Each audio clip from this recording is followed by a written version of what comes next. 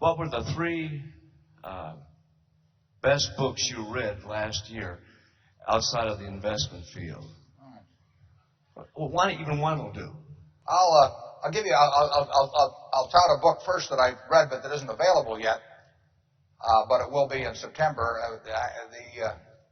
The woman who wrote it, I believe, is in the audience, and it's Ben Graham's biography, which will be available in September by Janet Lowe, and I've read it, and I think those of you who are interested in investments for sure will enjoy it. She's done a good job of capturing Ben.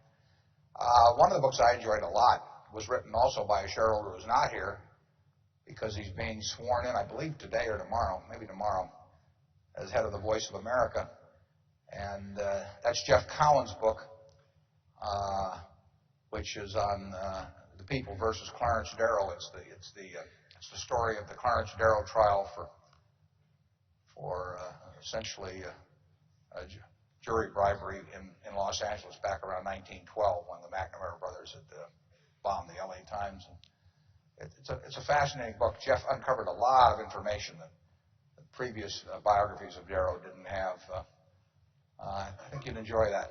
Well, I very much enjoyed Connie Brooks' biography, Master of the Game, which was a biography of Steve Ross, who headed Warner and later was co-chairman of Time Warner. Yeah, it's a little more than co-chairman. Yeah, and she's a very insightful writer, and it's a very interesting story. I am rereading a book I really like, which is Van Dorn's biography of Benjamin Franklin, which came out in 1952. And I'd almost forgotten how good a book it was. And that's available in paperback everywhere. We've never had anybody quite like Franklin in this country. Never again.